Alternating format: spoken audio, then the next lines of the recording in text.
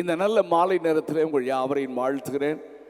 இந்த நாளிலே நீண்ட நாட்களாக அருமையான டேவிட் கணேஷ் அண்ணனை பார்க்கணும், அவங்களை குறித்து நிறைய கேள்விப்பட்டிருக்கிறேன், நிறைய ஊழியங்களை குறித்து. ஆனால் இன்றைக்கு அவர்களை முகமுகமாக பார்க்க, அவர்களோடு இணைந்து தேவனுடைய சித்தம் செய்ய கர்த்தர் கொடுத்த சந்தர்ப்பத்திற்காக நான் ஆண்டவருக்கு நன்றி செலுத்துகிறேன். அவர்களையும் அவருடைய ஊழிய குழுவையும் வாழ்த்துகிறேன். இங்கே இருக்கிற இந்த காலேஜுடைய பிரின்சிபல் ஐயாவுக்காக நான் தேவனுக்கு நன்றி செலுத்துகிறேன். உங்கள் ஒவ்வொருவரையும் வாழ்த்துகிறேன். கர்த்தர் நல்லவர். நான் கொஞ்ச நேரம் உங்களோட பேச போகிறேன். நீங்கள் ஒரு பெரிய மெசேஜ் மாதிரிலாம் எதிர்பார்த்தீங்கன்னா உங்களுக்கு கிடைக்காது. ஏன்னா வாலிபர் கேம்பில் சர்ச்சில் ப்ரீச் பண்ணுற மாதிரிலாம் நாங்கள் ப்ரீச் பண்ணுறதில்ல. உங்களோட கர்த்தர் பேசுவாராக. ஆமென். ஹல்லேலூயா. பியூட்டிஃபுல். கர்த்தர் நல்லவர். வேகமாக இந்த யோசுவாவை எழும்பு என்கிற தரிசனத்தை அண்ணனுக்கு கர்த்தர் கொடுத்து அவங்க தொடர்ந்து வாலிபர்களை, ஏன்னா நெக்ஸ்ட் ஜெனரேஷன் எழும்பணும். நம்ம பழைய கதையே பேசிட்டு இருக்கிறோம். மிஷனரி வந்தாங்க, சாயர் குருத்துக்கு வந்தாரு, போப் வந்தாரு, காலேஜ் உண்டாச்சு. ஆனா அவங்க போனதுக்கு அப்புறம் நம்ம ஒண்ணுமே செய்யல. சபை வாலிபர்கள் ஒண்ணுமே செய்யல. ஆண்டவர் இப்போ இந்த சீசன்ல இன்னொரு ஜனத்தை, வாலிபர் கூட்டத்தை கர்த்தர் எழுப்புகிறார். அவர்களை கொண்டு, உங்களை கொண்டு கர்த்தர் இந்த தேசத்தில் இந்த கடைசி எழுப்புதலிலே ஏதோ ஒன்றை செய்ய விரும்புகிறார். அதுக்கு தான் ஆட்களை தேடி கர்த்தர் இந்த மாலையிலே நம்முடைய மத்தியிலே உலாவிக் கொண்டிருக்கிறார். கவனிங்கள், நீங்க சாதாரணமா உங்க ஃப்ரெண்ட்ஸோட பேசும்போது, டே எல்லாரும் ஜென்ரலா சொல்ற வார்த்தை, டே பிறந்தோம், வாழணும், அனுபவி ராஜா, அனுபவிக்கணும், ஜாலியா போகணும், அவ்வளவுதான். இந்த வயசுல அனுபவிக்காம சொல்லுங்க, நீங்க ஜாலியா பேசுறது தானே உங்க பசங்க ஃப்ரெண்ட்ஸ். இந்த வயசுல அனுபவிக்காம யாராவது பெரியவங்க உங்களுக்கு அட்வைஸ் பண்ணா, போயா கிளவா, நீ எல்லாம் செஞ்சுட்டு தானே மனம் திரும்பின, நாங்களும் அனுபவிச்சுட்டு வரோன்னுவான் நம்பாள். Listen carefully. ஸோ ஏதோ பிறந்தோம், வாழ்ந்தோம், செத்துருவோம், அவ்வளவுதான். இதைத்தான் வெளியே இருக்கிற ஜனங்கள் எல்லாம் அவங்களுக்கு இந்த நம்பிக்கை தான். இதுக்கு மேல அவங்களுக்கு நம்பிக்கை இல்லை. ஆனா பைபிள் என்ன சொல்லுகிறதுனா, நீ ஆக்சிடென்டலா எதேச்சையா பிறக்கல, ஆண்டவர் உன்னை அனுப்பி இருக்கிறார். நீங்க பைபிள்ல பாத்தீங்கன்னா, நீங்க பைபிள் படிக்கும் போது அவனுக்கு இவன் பிறந்தான், இவனுக்கு இவன் பிறந்தான், அவனுக்கு இவன் பிறந்தான்னு ஒரு பெரிய பட்டியலே இருக்கு. எத்தனை பேர் அதை இன்ட்ரெஸ்டா வாசிப்பீங்க? யாருமே வாசிக்க மாட்டோம். நமக்கு என்னன்னா, எவனுக்கு எவன் பிறந்தா எனக்கு சொல்லுங்க, நீங்களும் பேசுறீங்கன்னா தான் நல்லா இருக்கும். நீங்க சீரியஸா உட்கார்ந்தீங்கன்னா எனக்கு பிரசங்கமே வராது. இன்ட்ராக்ட் பண்ணி நீங்களும் பேசுங்க. எவனுக்கு எவன் பிறந்தா எனக்கு என்னடா அப்படின்னு நம்ம அதெல்லாம் தள்ளிட்டு அடுத்த அதிகாரத்துக்கு போயிடும். Listen carefully. இப்படி தான் பைபிள் எழுதியிருக்கு. ஆனா யோவான் சானகரை குறித்து யோவான் 1ஆம் அதிகாரத்தில் எழுதும் போது 6ஆம் வசனம் என்று நினைக்கிறேன், அங்கே தேவனால் அனுப்பப்பட்ட ஒரு மனுஷன் இருந்தான். மை காட், இது வரைக்கும் அவனுக்கு இவன் பிறந்தான், இவனுக்கு அவன் பிறந்தான் என்று எழுதிட்டு இருந்தாரு. இப்ப சொல்றாரு, இவன் சாதாரணமா பிறக்கல, இவன் தேவனால் அனுப்பப்பட்டவன். யோவான் ஸ்நானகன் மட்டுமல்ல, இயேசுவை குறித்தும் அப்படித்தான் சொல்லப்பட்டிருக்கிறது. அப்போ இன்னைக்கு நல்லா தெரிஞ்சுக்கோங்க, நீங்களும் நானும் மற்றவங்க சொல்ற மாதிரி ஏதோ பிறந்தோம், வாழ்ந்தோம், செத்தோம் அப்படின்னு நம்ம சொல்லவே கூடாது. நான் ஏதோ பிறக்கல, நான் தேவனால் அனுப்பப்பட்டிருக்கிறேன். நான் தேவனால் அனுப்பப்பட்டேன்னு நம்புறவங்க மட்டும் கையை உயர்த்தி சத்தமா ஒரு அல்லேலூயா சொல்லுங்க பார்க்கலாம். ஹல்லேலூயா சொல்லுங்க. நான் தேவனால் அனுப்பப்பட்டவன். சொல்லுங்க, நான் தேவனால் அனுப்பப்பட்டவள். அனுப்பினார் அப்படின்னாலே அதுக்கு பின்னால் ஒரு பர்பஸ், தேவன் நோக்கம். இந்த நோக்கத்தை மட்டும் புரிஞ்சுட்டீங்கன்னு வைங்களேன், நீங்க சாதாரணமா வாழ மாட்டீங்க. நாங்கெல்லாம் இந்த நோக்கத்தை புரிகிற வரைக்கும் உங்களை மாதிரி தான் இஷ்டம் போல வாழ்ந்துட்டு இருந்தோம். ஆனா என்னைக்கு இந்த நோக்கத்தை புரிஞ்சிட்டோமோ அன்னைக்கு எங்க வாழ்க்கை அர்த்தமுள்ள வாழ்க்கையாக மாறிவிட்டது. நன்றாக கவனிங்கள். ஒரே ஒரு மனிதனை நான் உங்களுக்கு காண்பித்து நான் உங்களுக்காக நான் ஜெபிக்க விரும்புகிறேன். அடுத்தது அண்ணன் தொடர்ந்து உங்களோடு கூட பேசுவாங்க. கர்த்தர் உங்களோடு கூட, யார் இங்க நின்னாலும் உங்களோடு பேசுகிறவர் கர்த்தர் தான். கரங்களை உயர்த்தி ஒரு அல்லேலூயா சொல்லுங்க பார்க்கலாம். நீங்க ரொம்ப உற்சாகமான ஒரு கிரவுடு. நீங்க இருக்கிறீங்க, எங்களுக்கு ரொம்ப சந்தோஷமா இருக்கு. ஆமென். நல்ல கரங்கள் உயர்த்தி சத்தமா அல்லேலூயா சொல்லலாமா? சரி, பியூட்டிஃபுல். சிம்சோன் என்கிற ஒரு மனிதனை நான் உங்களுக்கு காண்பிக்க விரும்புகிறேன். அவனை பத்தி உங்க எல்லாருக்கும் நல்லா தெரியும். அவன் பிறப்பதற்கு முன்பதாகவே அவருடைய பெற்றோர்களுக்கு ஆண்டவர் தரிசனமாகி சொன்னார், நான் உனக்கு பிள்ளையை தரப்போகிறேன், நான் ஒரு குமாரனை தரப்போகிறேன். அப்பா குழந்தையே இல்லை. குழந்தை இல்லாதவங்க, நேற்று நான் ஒரு வீட்டில் தங்கியிருந்தேன் சாத்தூரில். என்னுடைய நண்பர் ஒரு பாஸ்டர், அவங்க ஒரு சின்ன குட்டி மகள். அப்போ நாங்கள் அந்த பிள்ளையோட விளையாண்டுருந்தப்போ அவங்க அந்த தம்பி சொன்னார், அண்ணே இப்போ நாங்கள் அடிக்கடி யோசிப்போம், பிள்ளை இல்லாதவங்க குடும்பத்தை நினச்சி எங்களுக்கு ரொம்ப வருத்தமாக இருக்கும்ண்ணே. குழந்தை இருக்கனால இவ்வளோ சந்தோஷமாக இருக்குது. கவனிங்க. அப்போது இந்த மனோவா சிம்சோனுடைய அப்பா, அவங்களுடைய மனைவி பிள்ளையே இல்லை. ஆனால் திடீர்னு கர்த்தர் சொல்கிறாரு, உனக்கு ஒரு பிள்ளை தர போகிறேன்னா. இவங்களுக்கு ரொம்ப சந்தோஷத்தில் இருக்கும்போது அவர் மறுபடியும் சொல்கிறாரு, அந்த பிள்ளை என்னுடைய சித்தத்தை நிறைவேற்றத்தான் தரப்போகிறேன். ஆமென். என்னுடைய நோக்கம் எதுக்கு தரேன், எதுக்கு உன் பிள்ளைய எனக்கு உனக்கு பிள்ளை தரேன்னா, இப்ப இருக்கிற இந்த தேசத்தில் ஜனங்கள் பிசாசின் அடிமைத்தனத்தில் இருக்கிறார்கள். பெலிஸ்திய ஆவியினாலே பீடிக்கப்பட்டிருக்கிறார்கள். ஐயோ, அவர்கள் என்னை நோக்கி முறையிடுகிறார்கள். அவர்களை பெலிஸ்தரின் கைக்கு நீங்களாக்கி ரட்சிக்க நான் ஒரு ரட்சகனை தர விரும்புகிறேன். ஹலோ தம்பி, தங்கச்சி, உங்க அப்பா அம்மாவுக்கு பிள்ளை அப்படின்னு அவங்களுக்கு என்னென்னமோ கனவு இருந்திருக்கும். ஆனால் உங்க அப்பா அம்மாவுக்கு கர்த்தர் உன்னை கொடுத்ததே இந்த தேசத்தில் ரட்சிப்பை கூறி அறிவிக்கிற ஒரு மனிதனாகத்தான் கர்த்தர் உன்னை தந்திருக்கிறார். அழிந்து போகிற மனுக்குலத்தை, வாலிபர்களை மீட்டு ரட்சிக்க, கட்டப்பட்டிருக்கிற வாலிபர்களை கட்டவிழ்க்கு இயேசுவுக்காக நிற்க வைக்கத்தான் உங்க அப்பா அம்மாவுக்கு கர்த்தர் உன்னை கொடுத்தார், தெரியுமா? ஆனால் ஆண்டவர் சொல்றாரு, இவனை எல்லா பிள்ளைங்க மாதிரி வளர்க்க கூடாது, இஷ்டம் போல வளரக்கூடாது. என்ன செய்யணும் ஆண்டவரே? அவனுக்கு எனக்கும் நடுவில் ஒரு உடன்படிக்கை இருக்கும். அவன் பிறந்தது முதல் நசரேயனாய் இருப்பான்.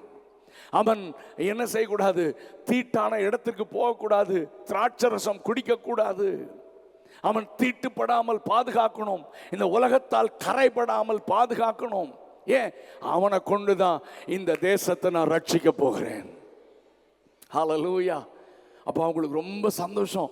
அப்படி ஆண்டவரே, சரி சரி சரின்னு பிள்ளைய ரொம்ப பிறந்ததுலேருந்து வளர வளர, டே அங்கே போகாதுடா, அதை தொடாதுடா, அதை செய்யாதுடா, இதை பண்ணாதுடான்னு ரொம்ப கேர்ஃபுல்லாக வளர்த்தாங்க. ஆனால் சிம்சோனுக்கு அப்பா அம்மா இப்படி கண்ட்ரோல் பண்ணுறது பிடிக்கவே இல்லை. எப்படி உங்களுக்கு பிடிக்கலையோ, உங்கள் அப்பா அம்மா கண்ட்ரோல் பண்ணும்போது எப்படி உங்களுக்கு பிடிக்கலையோ, அதே மாதிரி சிம்சோனுக்கும் பிடிக்கல. ஏய் அதை பண்ணாத, அப்பா அம்மா சொல்கிறாங்கல்ல, ஏய் மொபைல் ஃபோனை ரொம்ப நேரம் பார்க்காத, ஏய் எங்கடா போய் ரொம்ப விளையாடுற, ஏய் சண்டே எங்கடா போறன்ற, சும்மா அங்கெல்லாம் போக வேண்டாம், அதை செய்யாத இதை செய்யாத, நீ ஏசப்பா பிள்ளை அப்படி உன்னை சொல்லும் போது உனக்கு பிடிக்குமா? அது பிடிக்காது. சிம்சோனுக்கும் பிடிக்கல. அவன் நினைச்சான், என்னடா மற்ற பசங்கள்லாம் ஜாலியாக இருக்கான், இவங்க நம்மளை போட்டு இப்படி டார்ச்சர் பண்ணுறாங்கன்னு நீ நினைக்கிற மாதிரி தான் சிம்சோன்னு நினைச்சான். ஆனால் ஏன் அவங்க அப்படி வளர்த்துனாங்கன்னா, ஆண்டவர் அவங்கள நம்பி தான் இந்த பிள்ளையை கொடுத்திருந்தார். ஏய் இந்த பிள்ளை மற்ற பிள்ளை மாதிரி போயிடக்கூடாது, இவன் தான் ரட்சகன், இவள் தான் இந்த தேசத்தை ரட்சிக்கிற ரட்சகன். ஸோ இவன் ரொம்ப கண்ட்ரோல் பண்ணி கேர்ஃபுல்லாக வளர்த்துனாங்க. ஆனால் கொஞ்சம் வளர்ந்துட்டான், காலேஜ் யூனிவர்சிட்டி போகும்போது அவன் இஷ்டம் போல வாழ ஆரம்பிச்சான். இப்போ அம்மா அப்பா கண்ட்ரோலில் கிடையாது, அம்மா அப்பா கண்ட்ரோல் பண்ண முடியல. முதல்ல இவன் அம்மா அப்பா பின்னால் போயிட்டு இருந்தான், இப்போ இவன் பின்னால் அம்மா அப்பா போகிறாங்க. நான் ஒரு பிள்ளைய பார்த்துருக்கேன், கல்யாணம் பண்ணணுங்கிறான். சரி, ரெண்டு பேரும் பாவமாக போகிறாங்க. போனால் அது ஃபெயிலியர். நான் ஷார்ட்டாக சொல்கிறேன், அது ஃபெயிலியர். அது ஃபெயில் ஆயிடுச்சு. இவன் வாழ்க்கையை வெறுத்துருச்சு. பார்த்தான், என்னடா வாழ்க்கை, இஷ்டம் போல வாழலான்னு சொல்லி இவன் பிசாசு இவனுக்குள்ள கிரியை செய்கிறான். நான் சொல்கிறேன் தம்பி, உன்னை ரொம்ப பிசாசு பாவம் செய்ய வச்சு தேவனை விட்டு விலக்குறான்னா தெரிஞ்சுக்கோ, உன் வாழ்க்கையில் கர்த்தர் பெரிய நோக்கம் வச்சிருக்கிறார். எப்பொழுதுமே பிசாசு அதை ஸ்மெல் பண்ணிட்டான்னா, பாருங்க, ஆதியில ஏதேன் தோட்டத்தில் ஆதாம் ஏவாள் இருந்தாங்க. சரி, அவங்க அவங்க பாவம் செய்த உடனே தோட்டத்தை விட்டு வெளியே துரத்தப்பட்டாங்க. இப்போ ஆதாம் ஏவாளுக்கு 2 பிள்ளை, ஒன்று காயின், இன்னொன்று ஆபேல். இப்போ 2 பேரும் ஆண்டவர் எப்படியோ ஆதாம் ஏவாள் என்ன சொல்லியிருப்பாங்க, அவங்க உண்டான நாள் முதல் கதை சொல்லியிருப்பாங்க. நம்ம ஏன் இவ்வளோ கஷ்டப்படுற தெரியுமா, ஏன் இவ்வளோ பிரச்சனை தெரியுமா, நம்ம ஆண்டவர் அவரை மாதிரி உண்டாக்கினார், அவருடைய சாயலில் உண்டாக்கி அவருடைய பிரசன்னம் நிறைஞ்ச தோட்டத்தில் வச்சுருந்தாரு, ஜாலியாக இருந்தோம் தெரியுமா. ஆனால் அநியாயம் அந்த பிசாசு பேச்சை கேட்டு நான் பாவம் செஞ்சு இன்னைக்கு நாங்கள் பாவியாக வாழ்கிறோம்ப்பா, ஐயோ ஆண்டவர் ரொம்ப நல்லவர் தெரியுமா அப்படின்னு சொல்லி பரிசுத்தர் எல்லாம் சொல்லிகிட்டே இருந்திருப்பாங்க. டெய்லி பகலின் குளிர்ச்சியான வேளையில் என் கூட வந்து உலாவார்னு சொல்லிட்டே இருக்கிறாங்க சந்தோஷமா. ஆனா இந்த மாதிரி ஆயிடுச்சுடா, நாங்க பண்ண தப்பு தான்டா. 2 பேரும் கேட்டே இருக்காங்க. ஒரு நாள் 2 பேரும் ஆண்டவருக்கு ஆராதனை செய்ய போறாங்க, பலி செலுத்த போறாங்க. அப்போ ஆமென், பலி செலுத்தும் போது ஒருவனுடைய பலி தேவன் அங்கீகரித்தார். அதுக்கு முன்னால் என்ன நடந்தது, இந்த பாவம் செஞ்சு வெளியே அனுப்புறதுக்கு முன்னால ஆதாம எல்லாம் ஒவ்வொன்றுக்கும் ஜட்ஜ்மெண்ட் கொடுத்தார். ஆதாம்கிட்ட சொன்னார், உன் நிமித்தம் இந்த பூமி சபிக்கப்பட்டிருக்கும், நீ என்ன செய்வ, நல்ல விதையை போடுவ, ஆனால் முள்ளெல்லாம் முளைக்கும் அப்படி சொல்லி சபிச்சிட்டாரு.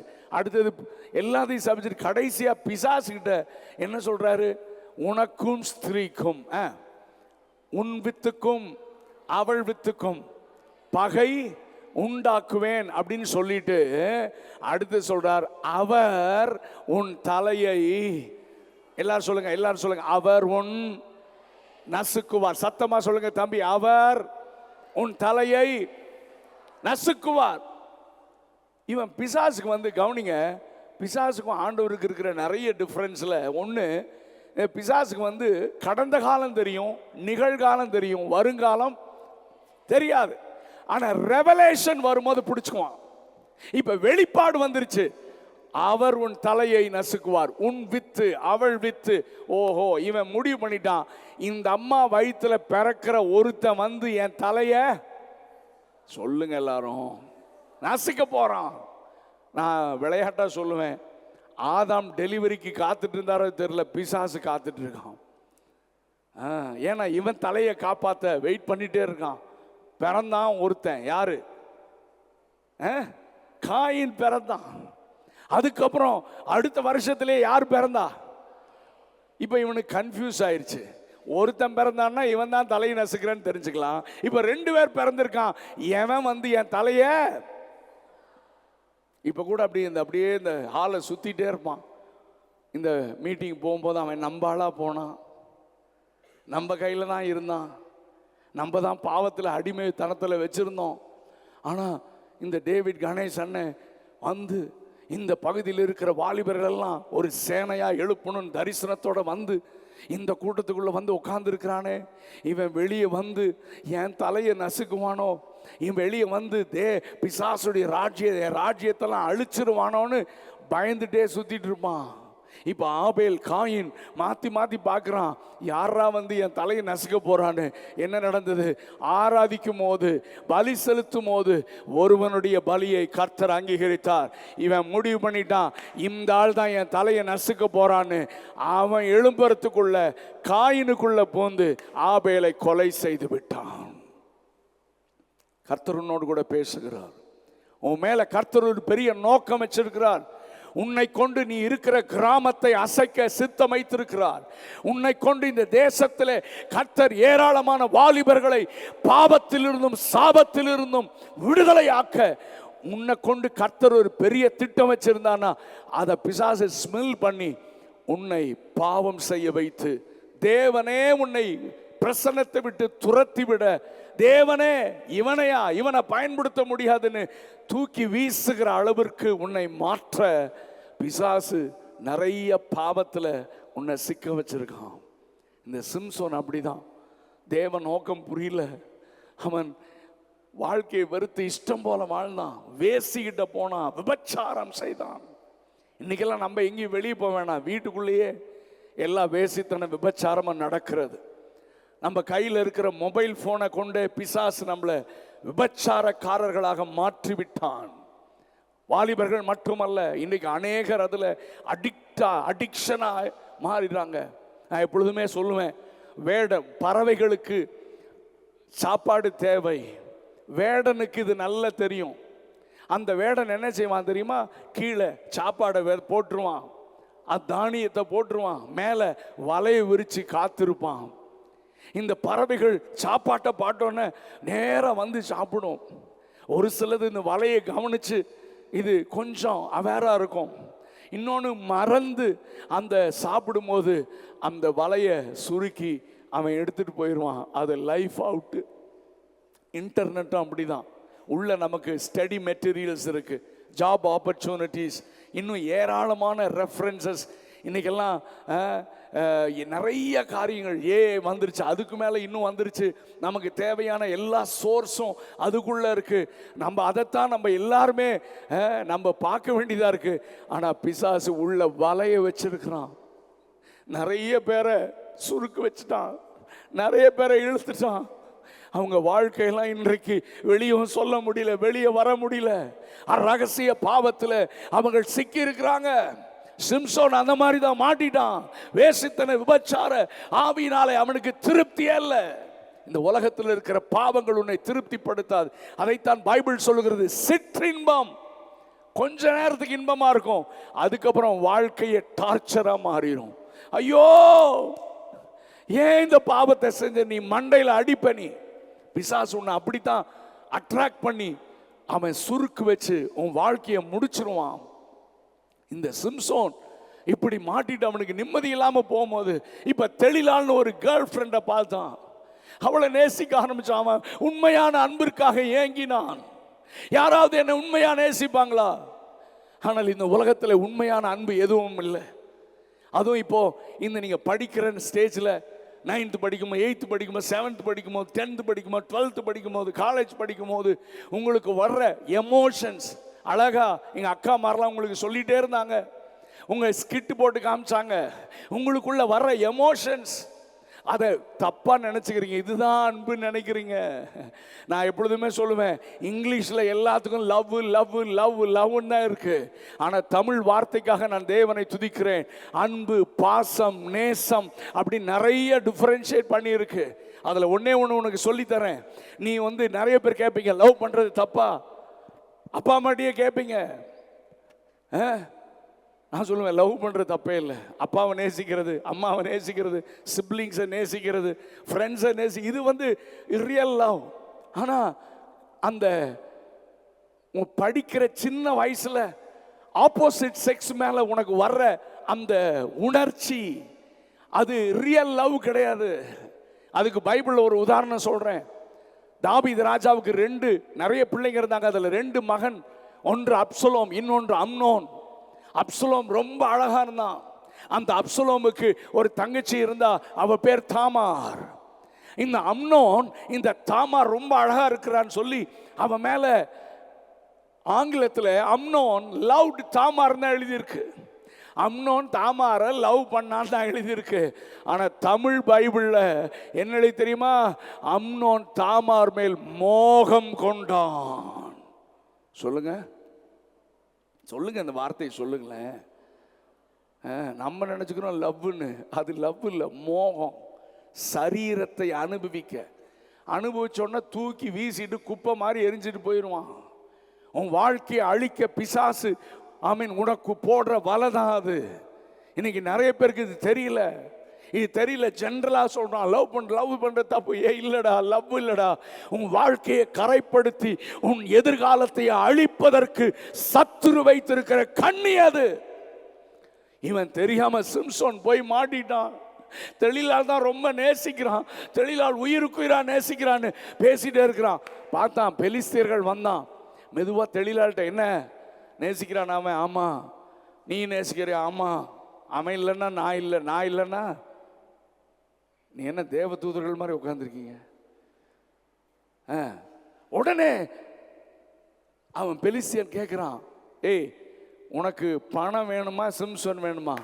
அவ பார்த்தா, நாங்கள் அத்தனை பேரும் பணம் தர்றோம், லைஃப் செட்டில்மெண்ட்டு, அவனை கட்டணும், அவனை தொலைக்கணும், அவனை அழிக்கணும், அவனை கட்டி என்கிட்ட ஒப்புக்கொடு அப்படின்னு சொன்ன உடனே இவ பார்த்தா எனக்கு பணம் வேணும்ட்டா.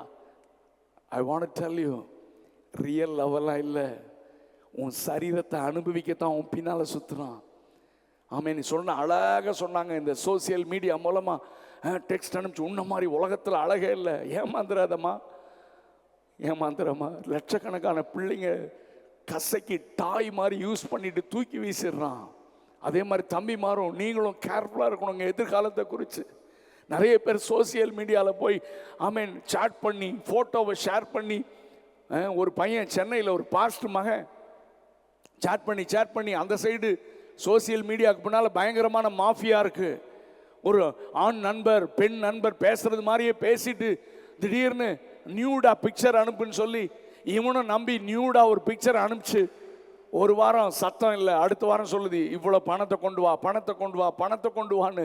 அவன் சூசைட் பண்ண போய் ஒரு நல்ல போதகரிடத்துல கவுன்சிலிங் வந்ததுனால அவன் வாழ்க்கை காப்பாற்றப்பட்டு இன்னைக்கு அவன் ஆண்டவருக்காக வாழ்கிறான்.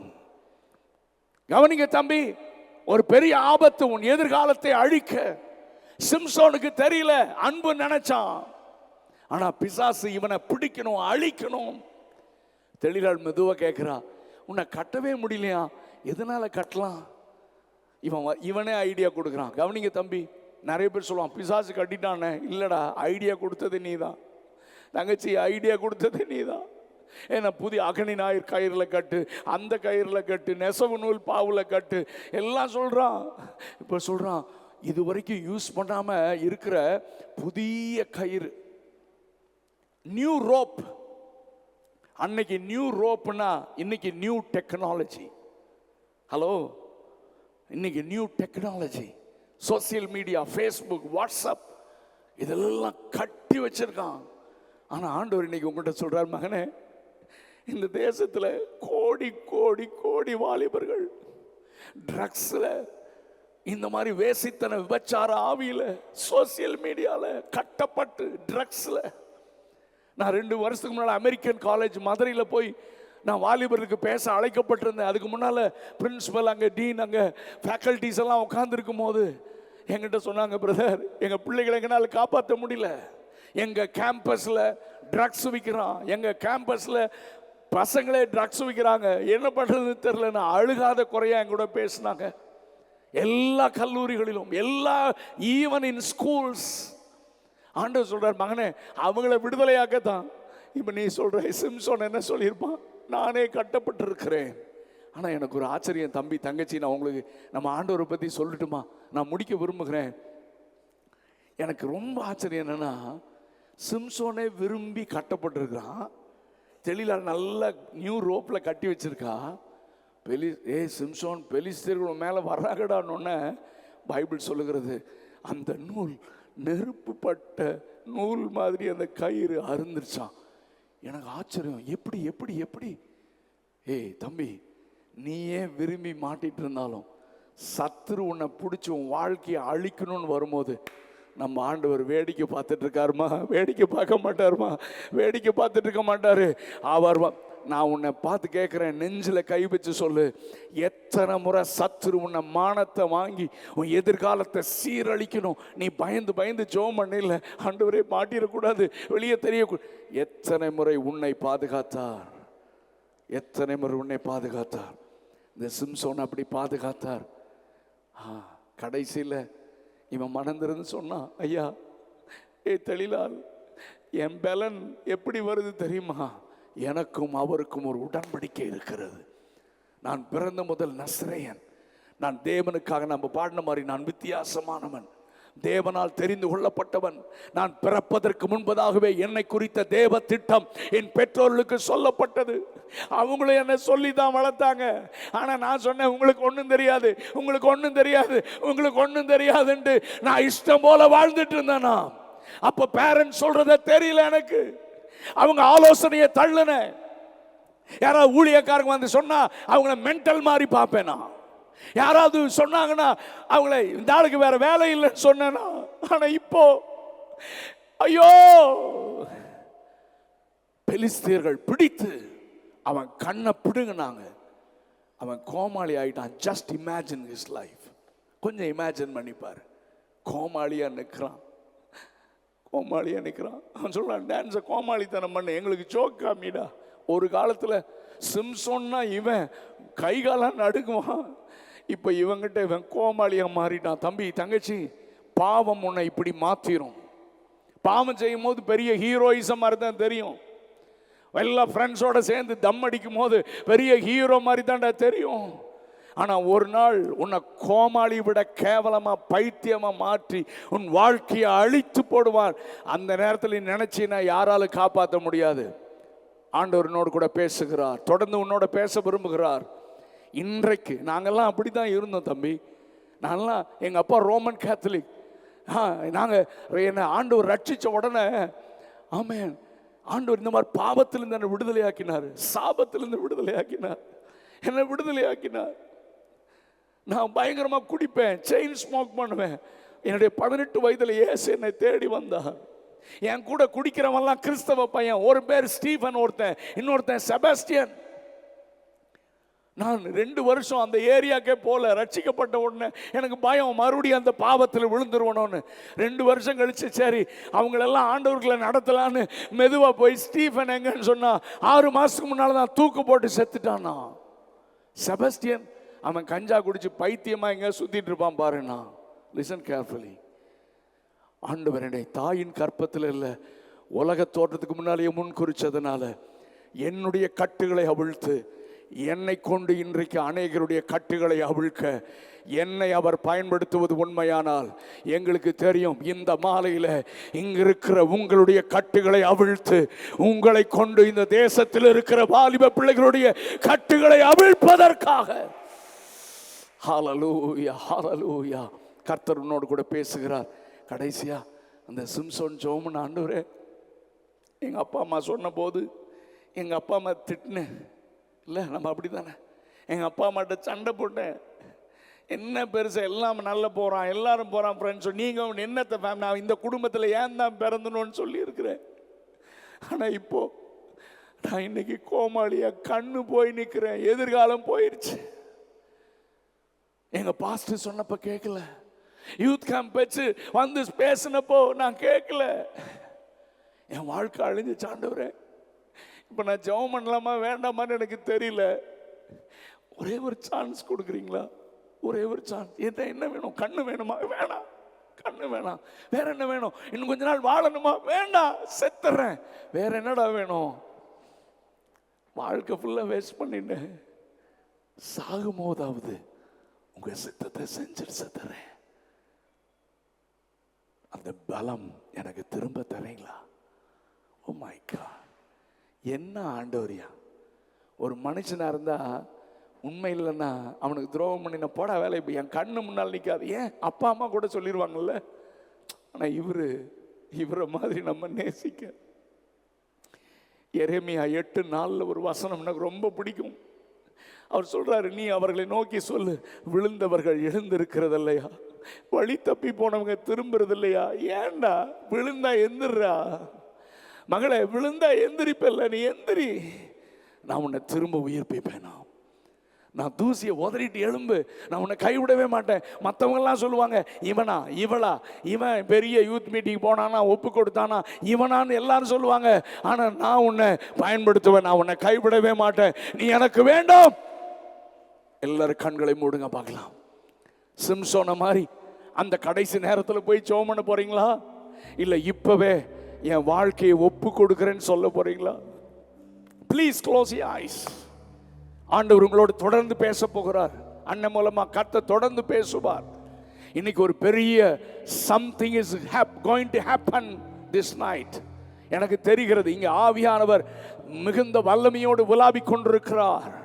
கர்த்தர் இன்னைக்கு இங்க இருக்கிற எங்களை திருப்பின மாதிரி இந்த இடத்துல இருக்கிற அத்தனை வாலிபர்களையும் ஒருத்தர், ஆமென், நீங்க பிசாசுடைய ராஜ்யத்தை அழிக்கிற சேனை வீரர்களாக, அநேக வாலிப பிள்ளைங்க, கூட படிக்கிற பிள்ளைகள், ஆமென், கூட இதுவரைக்கும் நீங்க பாவம் செஞ்சிருக்கலாம், நீங்க அவங்களெல்லாம் ஆண்டவர் பக்கம் கொண்டு வர போறீங்க. உங்களை கர்த்தர் வல்லமையா பயன்படுத்த போகிறார். எல்லாரும் கண்ணை மூடி இருக்கும் போது, ஆண்டவரே என் கட்டுகளை அவிழ்த்து மற்றவருடைய கட்டுகளை நான் அவிழ்க்க என்னை பயன்படுத்துங்க. என் வாழ்க்கையை முழுமையாக ஒப்பு கொடுக்குறேன். எங்கள் அப்பா அம்மா சொன்னதெல்லாம் கோமாளித்தனமாக இருந்துச்சு. பாஸ்டர் சொன்னப்பெல்லாம் என்னமோ நினச்சேன். இந்த மாதிரி யூத் கேம்பில் வந்து பேசும்போதெல்லாம் இவங்களுக்கு வேற வேலை பொழப்பு இல்லைன்னு நினச்சேனா. நம்ம பாவம் செய்கிறது தான் ஹீரோயிசம். இங்கே அக்காமார் அழகாக சொன்னாங்க, அம்மா அப்பாவுக்கு தெரியாத ஃப்ரெண்ட்ஷிப், அம்மா அப்பாவுக்கு தெரியாத சாட்டு. எமில் அண்ணன் ஒரு பாட்டு பாடினாங்க, பாரும் தந்தையே எந்த உள்ளத்தை யாரும் காணாத உள்ளாலங்கோலத்தை மனம் நொந்து மருளுகிறேன், பரிசுத்தம் கெஞ்சுகிறேன், என்னை அர்ப்பணிக்கிற ஆண்டவரே. இனிமேல் வாழ்ந்தாலும் மரித்தாலும் இயேசுக்காகன்னு சொல்றவங்க மட்டும் உங்க வலது கரத்தை உயர்த்தினா நான் உங்களுக்காக ஜெபிக்க விரும்புகிறேன். நல்ல கையை உயர்த்துங்க. சும்மா எல்லாரும் கையை உயர்த்தக்கூடாது. கர்த்தர் என் கூட பேசினாரியா, அங்கிள் நான் இனி ஒரே ஒரு வாழ்க்கை இயேசுக்காக வாழ போறேன்னா கையை உயர்த்துறவங்க மட்டும் எழும்பி நில்லுங்க பார்க்கலாம். கையை உயர்த்துறவங்க மட்டும் எழும்பி நில்லுங்க. மற்ற யாரும் எழும்பக்கூடாது. கையை உயர்த்தாதவங்க எழும்பக்கூடாது. விளையாட்டு அல்லது. கையை உயர்த்துறவங்க மட்டும் எழும்பி நின்று. எனக்கு ரொம்ப பிடிச்ச பாட்டு, வாழ்ந்தாலும் உம்மோடுதான் மரித்தாலும் உம்மோடுதான். இனி ஒரு கூட்டம் ரத்த சாட்சியா மரிப்பதற்கு ஒரு கூட்டத்தை கர்த்தர் ஆயத்தப்படுத்திட்டு இருக்காரு. என் கூட ஆண்டவர் உணர்த்திட்டே இருக்காரு. போற இடத்துல எல்லாம் சும்மா ஒரு சாதாரண அர்ப்பணிப்புக்கு நடத்தாத, இயேசுவுக்காக மரிப்பதற்கு ஆயத்தமாக.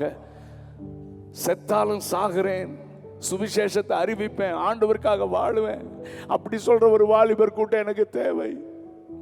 அப்படி சொல்றவங்க மட்டும் 2 கரங்களை உயர்த்தி டீமேஜ், உமக்காகத்தானே உயிர் வாழ்கிறேன். உண்மையா சொல்லுங்க தம்பி, உம்மை தானே. நீங்க பாடுங்க.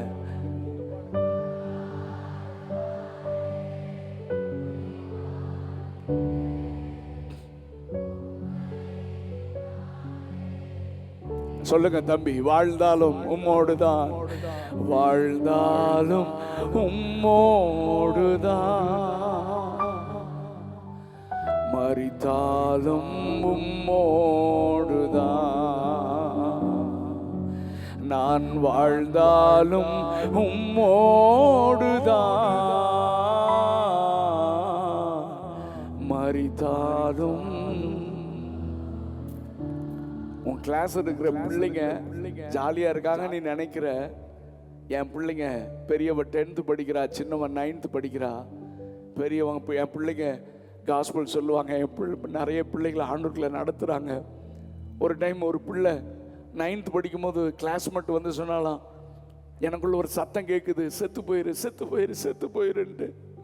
கடவுள் தான் என் கூட பேசுறாரு போல இருக்குன்னு இவ சொல்லி இருக்கிறா. இல்லை, கடவுள் அப்படி பேச மாட்டார், பிசாசு தான் அப்படி பேசுவான்னு அவளை இயேசுக்குள்ள நடத்தினா. இந்த மாதிரி plenty of witnesses. நான் I want to encourage you this evening. தம்பி, உன் கூட இருக்கிற ஃப்ரெண்ட்ஸு, அவன் உன் கூட ஜாலியாக விளையாடுறன்னு நினைக்கிற ஃப்ராக்ஷன் ஆஃப் செகண்ட்ஸில் அவன் உயிரை எடுக்க தற்கொலையின் ஆவிகள் இன்னைக்கு பயங்கரமாக கிரியை செய்கிறது. அவன் நரகத்துக்கு போனான்னா உன் பேர சொல்லிட்டு தானே போவான். கூடவே இருந்தானே, சர்ச்சுக்கு போகிறேன்னு சொன்னானே, கிறிஸ்டியனா இருந்தானே, இயேசுதான் உண்மையான தெய்வம்னு சொல்லலையே அப்படின்னு உன்னை நினைச்சிட்டே நரகத்தில் புலம்பானேப்பா. இன்னொரு சரணத்தையும் பாடி முடிச்சிடலாமா? 2 கரங்களை உயர்த்தி, ஆத்தும பாரத்தை தாருமையா, அபிஷேகத்தால் என்னை. பாடுங்க தம்பி.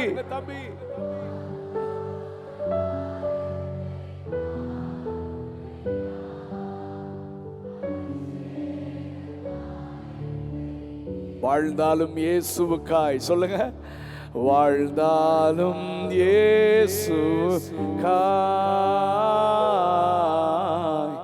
மரித்தால். உண்மையா சொல்றீங்களா தம்பி தங்கச்சி? உண்மையா சொல்றீங்களா? இயேசுவுக்காக ஒரே வாழ்க்கை. வாழ்ந்தாலும் இயேசுவுக்காய்,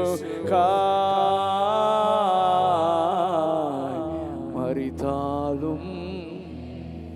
ஆண்டவரே, தொடர்ந்து இந்த பிள்ளைகளோட பேசுங்கப்பா. 110வது சங்கீதத்தில் சொன்ன மாதிரி உம்முடைய பராக்கிரமத்தின் நாளிலே ஒரு யவன ஜனம் உமக்கு பிறக்க போகிறது. அந்த வசனத்தை நாங்கள் விசுவாசிக்கிறோம். ஆங்கிலத்தில் யூத்னு எழுதப்பட்டிருக்கிறது. அந்த யவன ஜனம் ஆண்டவரே, இன்றைக்கு இந்த சாயர்புரத்தில் ஆண்டவரே ஒரு யவன ஜனம் பிறந்திருக்கிறது. ஒரு பெரிய சேனையை கர்த்தருக்காக எழுப்புறீங்கப்பா. பரிசுத்த ஆவியானவரே, இவர்களை நீர் பாதுகாத்துக் கொள்வீராக. உம்முடைய கரம் இவர்களை பிடித்து நடத்துவதாக. ஆண்டவரே, இந்த ஒப்பு கொடுத்தல் மரண பரியந்தம் ஆண்டவரோடு பண்ணின உடன்படிக்கையில உண்மையா இருக்க, எந்த பிசாசு சோதனை எந்த வடிவில் வந்தாலும் இயேசுவுக்காக நிற்க இந்த பிள்ளைகளுக்கு அனுக்கிரகம் செய்யுங்கப்பா. தொடர்ந்து எங்க மத்தியில கிரியை செய்யுங்க. எல்லா கனத்தையும் மகிமையும் உங்களுக்கு செலுத்துகிறோம். இயேசு கிறிஸ்துவின் நாமத்தில் பிதாவே, ஆமென்.